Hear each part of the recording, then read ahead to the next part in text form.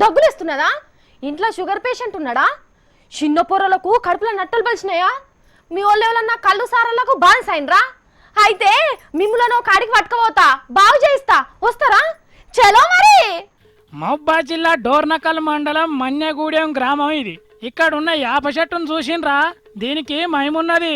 ఆ ఊరికి చుట్టుపక్కల ఉన్న రోగం నొప్పి ఉన్నోళ్ళు చెట్టు కిందికి వస్తారట బాగైతానికి. మహిమంటే దయ్యాల దేవతల శక్తులు అనుకునేరు. కాదు కాదు, ఈ చెట్టుకు కళ్ళు బారుతాంది.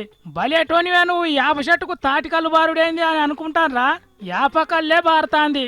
అగా చూడుర్రి ఎట్లా బుస బుస బొంగుతాందో. దీనికి కారొట్టు చూసి దానికో లొట్టి కట్టిండు చెట్టు యజమాని లచ్చ అనేటైనే. అన్న మెల్లగా దిగే కింద గిట్లా పడతావు, కొంచెం అన్నకు పోయిండ్రి తాగి ఎట్లున్నదో చెప్తాడు. ఎట్లున్నదే అన్న?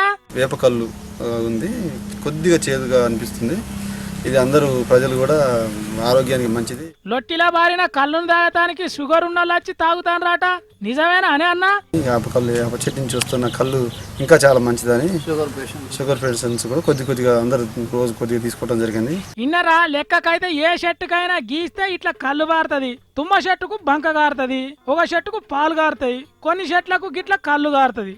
అట్నే తాటి చెట్టుకు ఈత చెట్టుకు కూడా కళ్ళు వారుతుంది. వాటి వారినట్టే ఇగో యాప చెట్టుకు కూడా కళ్ళు వారుతాంది. భూమిలో నిండుగా నీళ్లుంటే చెట్టు మంచిగా బలంగా ఉంటే ఇగో గిట్లనే జరుగుతుంది. మళ్ళా యాపరసం ఒంటికి మంచిదే కాబట్టి తాగినా ఏమవుతుంది అని అనుకుంటారు దీని గురించి ఎరకైనోళ్ళు. భలే ఉన్నది కదా ముచ్చట.